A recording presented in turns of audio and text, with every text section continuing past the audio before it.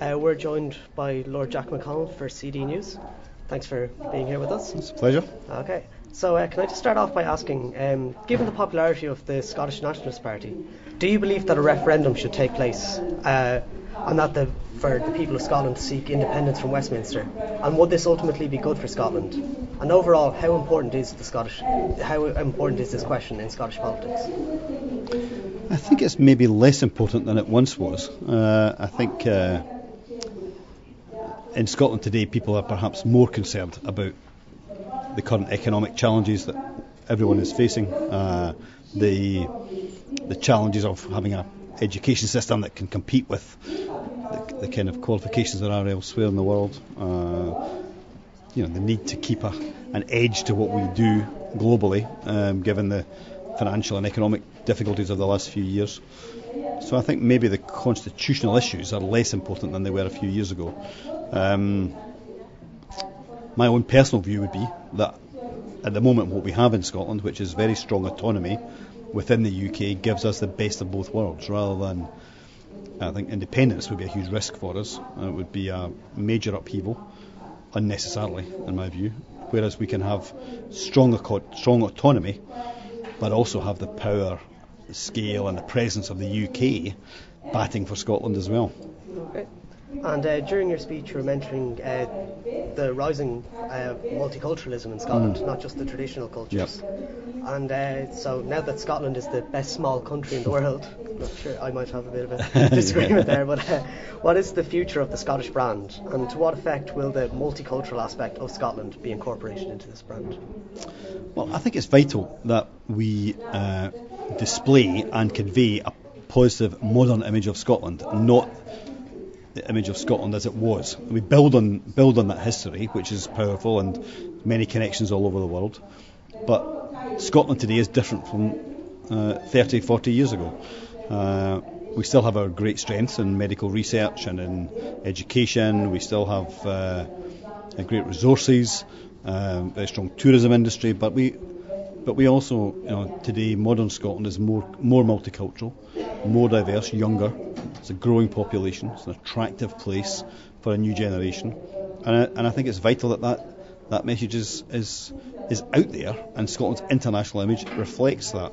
And in that way, we're going to attract the kind of investment and people that we need to make sure our country is successful in the years to come. Okay. And Scotland is now investing heavily in the emerging South American markets. How important will markets in countries such as Brazil be in Scotland's future economic growth? Well, I have absolutely no doubt that the global economy is changing, and changing really quite dramatically. Everybody talks about China and India, but actually the emerging economies in Brazil and Turkey, and I think in the years to come in Indonesia, potentially after the recent changes, maybe even in Egypt at some point. These are going to be strong, powerful countries, making a real impact on the international economy and on the international stage. So I think it's really important that we in Scotland, and actually other Western European countries as well, engage with those markets and don't just stick to our traditional relationships, or have a perception that because China and India are so large that they're the only ones that matter. The reality is that Brazil, Turkey, South Korea, these other countries are going to have a huge impact on all our lives, and with a proper level of engagement, then we can benefit from their growth just as much as they can. And many people think that the Commonwealth Games are, kind of a waste of money, particularly after last year's Games in India, which went less than according to plan, shall we say. But London is expected to generate serious tourism revenue from the 2012 Olympics. How important do you think the Commonwealth Games in Glasgow will be to Scottish tourism? Well, I think bringing the Commonwealth Games to Glasgow is really important for Glasgow, but it's also important for Scotland. The last time we had the Commonwealth Games in Edinburgh in 1986, they were underfunded, affected by a boycott, and some other problems too. And I think there's an opportunity here for us to host a major international sporting event and do it well, in a way that will confirm the modernisation of Glasgow that's taken place over the last 20 years, but will also be a chance to convey Scotland to an international audience. And in fact, that year we have not only the Commonwealth Games, but we also have the Ryder Cup golf tournament coming to Scotland, which has been a big boost in Ireland and elsewhere over recent years. And we, I think, can really showcase Scotland to the world through these international events in a way that would not be possible if they were not taking place. And as your time as Prime Minister of Scotland, you had a cooperation agreement signed between Scotland and Malawi. How important is this agreement for both Scotland and Malawi, and in what ways has Scotland benefited from it?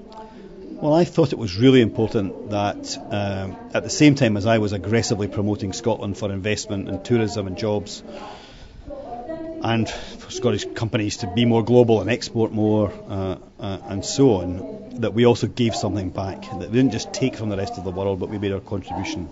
As one of the world's richest countries, we had a duty and an obligation to try and reduce global poverty and global injustice. We decided that the best thing to do with that was not to try and copy what the UK government were doing in straight aid, but to do something a bit different. And the partnership with Malawi came out of that.